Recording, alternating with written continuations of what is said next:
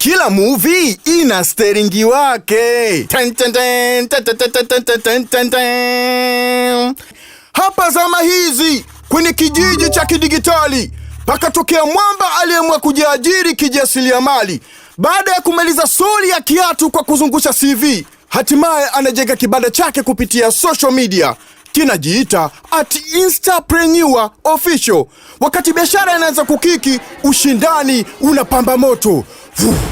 Kumbe kujiajiri nako ntiti. Maswali magumu yanaibuka. Una create content, una bando la kutosha, unafanya matangazo online, peji yako na ujasiriamali wako ndio ajira yako. Vinakutegemea wewe ufanye mpango. Mjasiriamali, mpango wako vipi?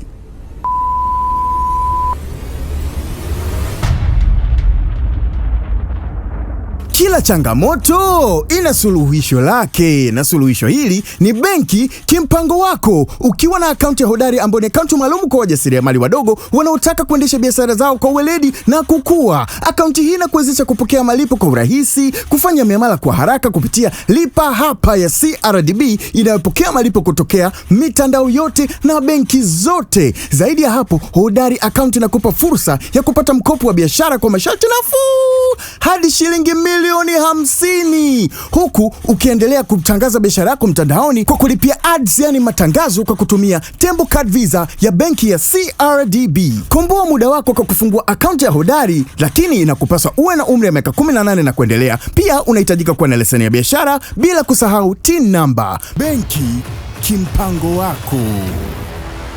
CRDB Bank, tunakusikiliza.